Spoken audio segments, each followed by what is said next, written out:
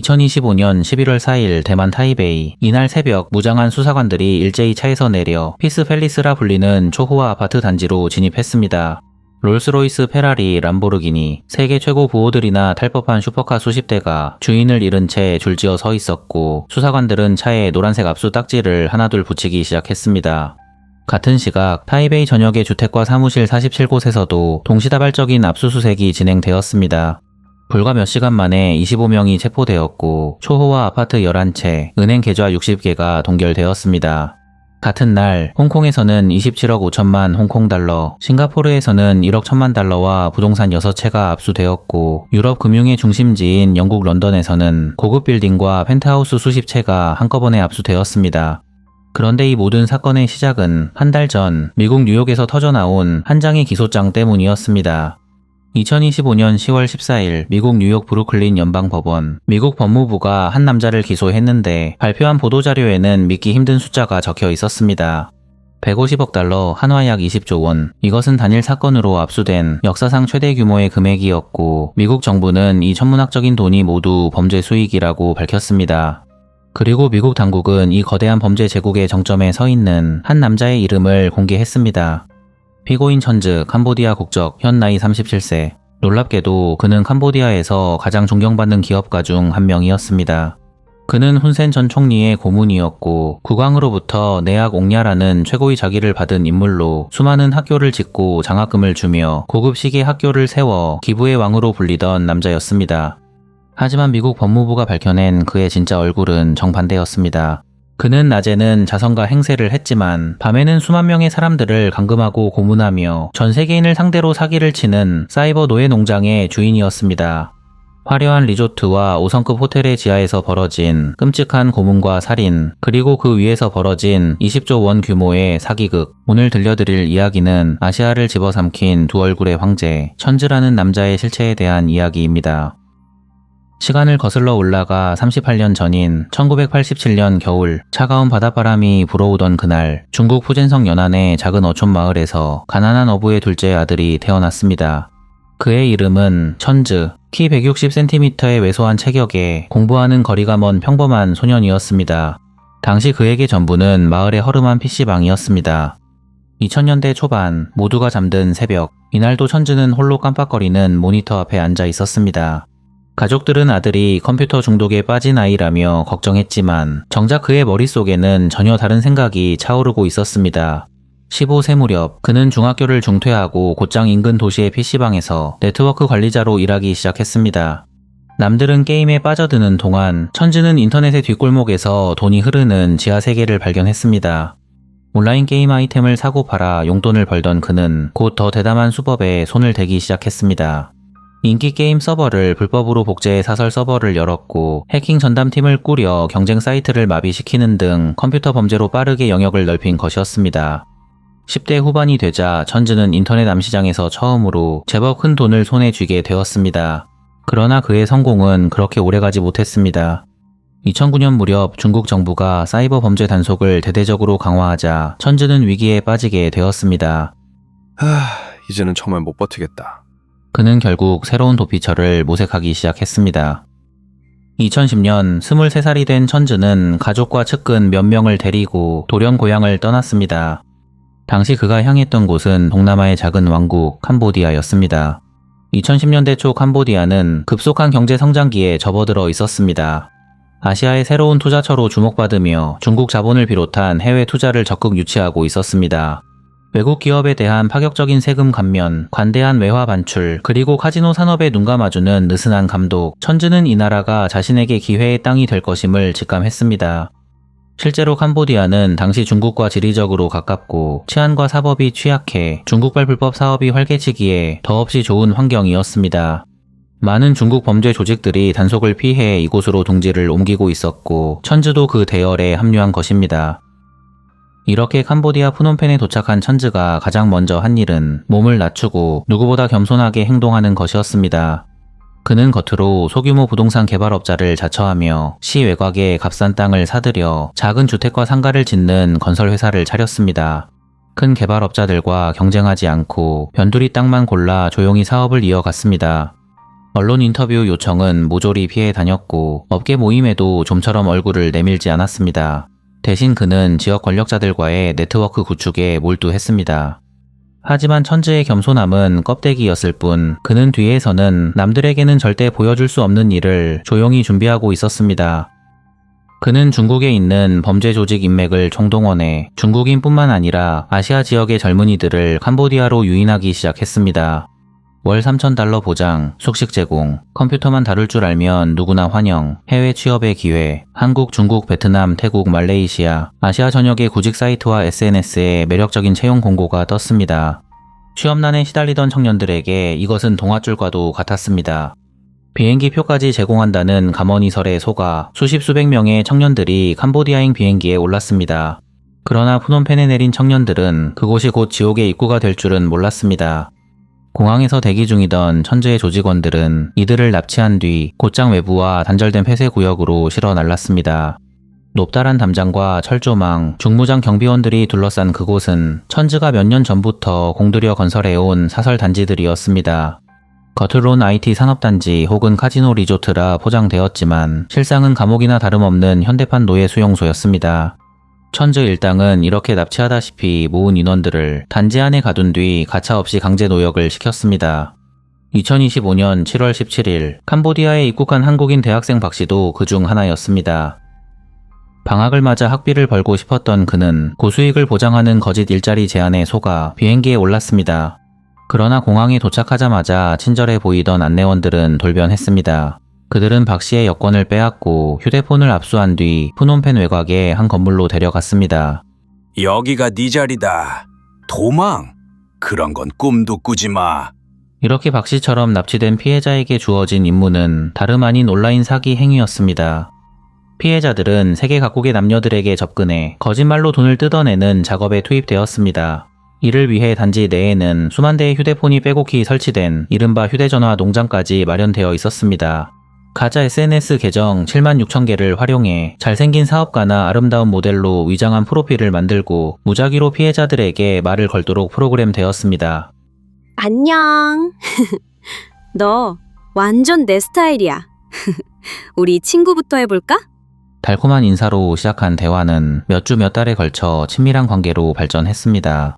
피해자가 사랑과 믿음을 느끼도록 돼지를 살찌우듯 천천히 유혹한 뒤 결정적인 순간 가짜 투자 사이트로 유인해 돈을 송금받는 수법이었습니다. 이것이 바로 중국에서 이른바 돼지 도살이라 불리는 사기 수법이었습니다.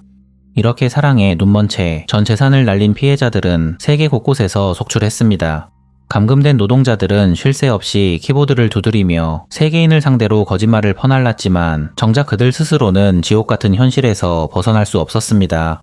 업무 성과가 저조하거나 지시를 거부하는 자에게는 어김없이 잔혹한 폭력이 돌아왔습니다. 간부들은 피해자들에게 오늘 밤까지 실적을 못 채우면 각오하라고 협박했습니다.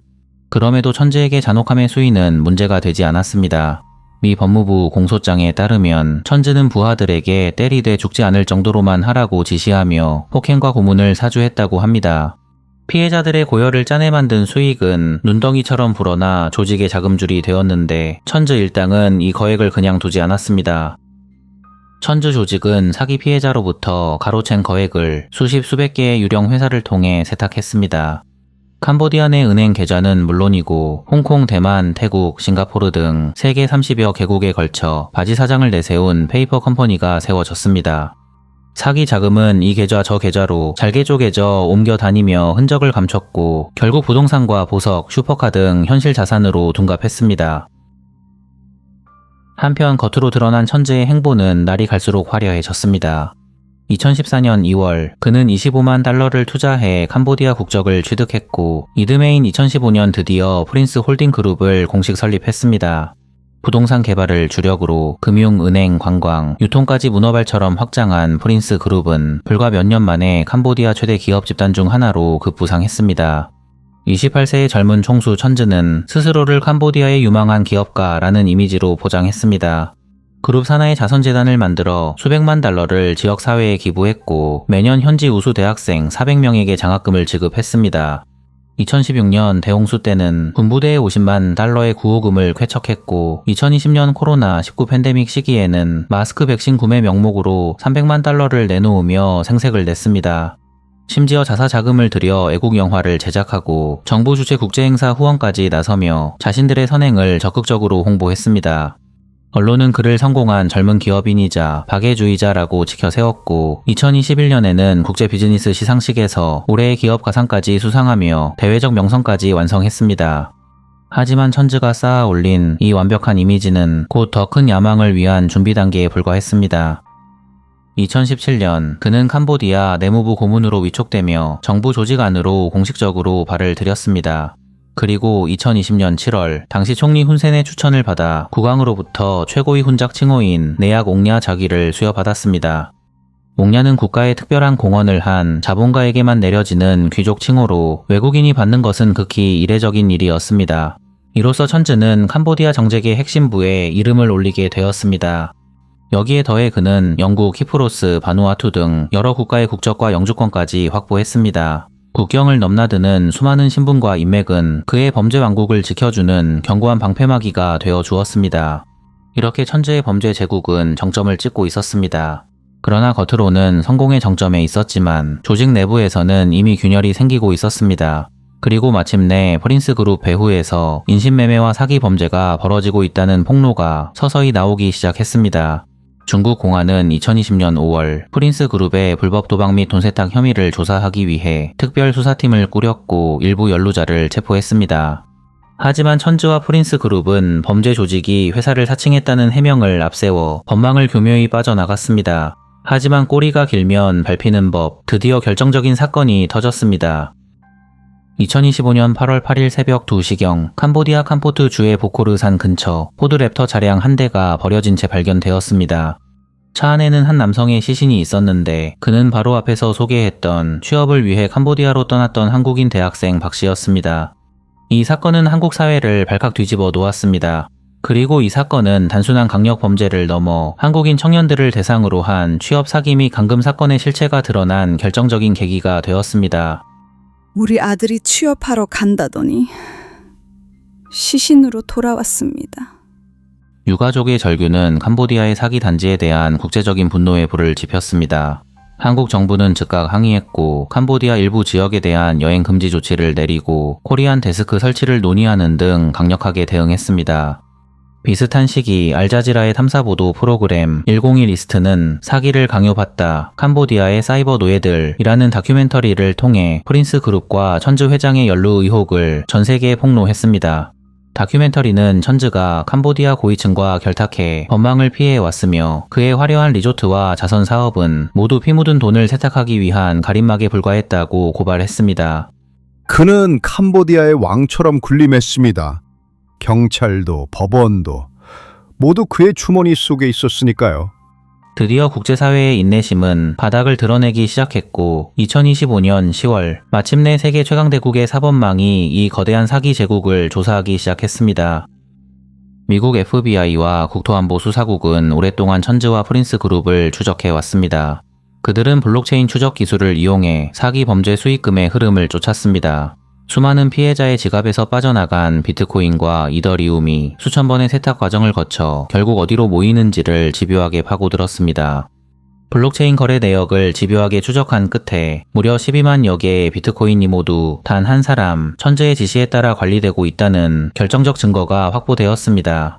이 사실이 드러나자 미국 재무부 산하 해외자산통제국 OFAC는 즉시 프린스 그룹을 국제범죄 조직으로 규정하고 관련된 146명의 개인 및 법인을 제재 리스트에 올렸습니다. 마침내 2025년 10월 14일 뉴욕 동부지검은 천즈를 통신 사기와 자금 세탁, 인신매매 및 강제노동 등의 혐의로 정식 기소하고 공소장을 공개했습니다. 공소장에는 프린스 그룹이 2015년부터 최소 10개의 강제노역 사기 캠프를 운영하며 수많은 피해자들에게 돈을 가로챈 사실이 상세히 적시되어 있었습니다. 심지어 천즈와 측근들이 30여 개국에 걸쳐 세력을 확장하여 각국 정부 관계자들에게 뇌물을 뿌려 수사를 무마해온 정황까지 포함되었습니다. 뉴욕 브루클린 연방법원은 천즈를 금융사기, 자금 세탁 공모 등의 혐의로 기소하고 그와 관련된 계좌에서 150억 달러 상당의 암호화폐 압류를 명령했습니다. 미국 법무부는 이를 두고 아시아에서 발견된 가장 거대한 사이버 범죄 제국이라고 규정했습니다. 한 미국 싱크탱크 또한 동남아 온라인 사기 산업의 규모가 캄보디아 GDP의 절반에 달한다고 추산하며 그 중심에 바로 천지의 프린스 그룹이 있었다고 지적했습니다. 미국의 발표 직후 영국 정부도 재빠르게 대응했습니다. 영국 재무부는 천지와 프린스 그룹 연계 기관들을 제재 명단에 올리고 런던 전역에 천지 명의로 보유된 고급 부동산 19채를 전면 동결했습니다. 이어서 대만, 홍콩, 싱가포르, 태국, 말레이시아 등 아시아 각국이 차례로 수사에 착수했습니다. 타이베이 검찰청은 11월 초 대규모 압수수색을 벌여 4억 5천만 대만 달러 규모의 자산을 동결했고, 홍콩 경찰은 여러 현지 기업 계좌에서 2억 달러 이상의 범죄 수익 흐름을 포착해 18개 이상의 관련 업체의 자산을 묶어두었습니다. 싱가포르 경찰 역시 천지가 현지에 세운 가족 사무실을 급습해 은행 계좌와 부동산 등 약 1억 1천만 달러 규모의 재산을 압류했습니다. 그의 세력이 뻗쳐있던 태국과 남태평양 팔라우에서도 수사가 이어졌습니다. 특히 팔라우에서는 한섬 리조트 개발 사업이 사실상 천지의 인신매매 거점이었다는 사실까지 드러났습니다. 이렇게 전 세계 곳곳에서 천지의 돈줄이 무참하게 잘려나가기 시작했습니다. 화려했던 내아공야, 천지의 제국이 모래성처럼 무너져 내리는 순간이었습니다. 하지만 가장 중요한 한 가지가 빠져 있었습니다. 바로 천지 그 자신이었습니다. 미국의 기소 소식이 전해진 직후부터 천지는 모든 공개 석상에서 자취를 감췄습니다. 그는 막강한 정보력을 이용해 수사망이 좁혀오기 전 유유히 사라졌습니다. 어떤 이들은 그가 개인 전용기를 타고 제3국으로 도피했다고 말하고, 어떤 이들은 그가 성형 수술을 하고 신분을 세탁해 다른 이름으로 살고 있을 것이라고 추측합니다. 또한 그는 키프로스, 바누아투 등 여러 국가의 여권을 가지고 있어 추적이 쉽지 않은 상황입니다. 현재 미국을 비롯한 다수 국가가 그의 신병 확보를 위해 국제공조 수사를 벌이고 있고, 인터폴을 통한 국제체포영장까지 발부된 상태입니다. 현재 비트코인과 테더 등으로 세탁한 일부 자산을 들고 도피한 범죄 제국의 황제 천지의 행방을 아는 사람은 아무도 없습니다. 그의 행방에 대한 다양한 가설이 등장하고 있는데, 가장 유력한 가설은 캄보디아 시민권을 박탈당한 이후 중국 공안 당국에 의해 체포되었다는 설과 캄보디아를 떠나 다른 국가에서 도피 잠적 생활을 이어가고 있다는 설로 나뉘어 언급되고 있습니다. 프린스 그룹 측은 즉각 성명을 내고 모든 혐의를 부인했습니다. 우리는 불법적인 활동과 무관하며 천지 회장은 정당한 사업가입니다. 이번 기소는 근거 없는 모함입니다. 하지만 그들의 해명을 믿는 사람은 이제 아무도 없습니다. 증거는 너무나 명백했고 피해자들의 눈물은 너무나 뜨거웠습니다. 세계 주요 언론들은 회의적인 전망을 내놓고 있습니다. 캄보디아 최고위층의 비호를 받는 천지를 현지 당국이 과연 체포하거나 미국에 인도할지 의문입니다. 그만큼 그의 뿌리가 한나라의 권력 깊숙이 얽혀 있다는 의미였습니다. 1987년 가난한 어촌에서 태어난 소년, 컴퓨터 앞에만 앉아있던 왜소한 중학교 중퇴자, 그가 어떻게 한나라의 경제 절반을 좌지우지하는 범죄 제국의 황제가 될 수 있었을까? 수만 명을 노예로 만들고 수십만 명에게서 돈을 갈취하며 20조 원을 손에 쥔 남자. 지금 이 순간에도 캄보디아 어딘가 혹은 미얀마나 라오스의 깊은 정글 속에서는 제2, 제3의 천지가 운영하는 사기 공장이 돌아가고 있을지 모릅니다. 여전히 수천 명의 청년들이 살려달라는 비명조차 지르지 못한 채 어두운 방 안에 갇혀 컴퓨터 화면을 두드리고 있습니다. 화려한 자선 사업과 막대한 부 뒤에 숨겨진 이 끔찍한 진실을 우리는 왜 이렇게 늦게 알았을까? 그리고 자본과 권력이 결탁하여 만들어낸 이 괴물을 과연 법의 힘만으로 완전히 없앨 수 있을까? 과연 천지는 영원히 어둠 속으로 사라질 것인가? 아니면 머지않아 법의 심판대에 오르게 될 것인가? 모두가 지켜보고 있지만 아직 누구도 모르는 결말. 사라진 황제 천지. 그가 훔친 150억 달러는 압수되었지만 그가 파괴한 수많은 사람들의 삶은 결코 돈으로 되돌릴 수 없습니다. 이렇게 현대판 노예 제도와 디지털 사기로 일군 천지의 범죄 제국 이야기는 지금도 현재 진행형으로 이어지고 있습니다.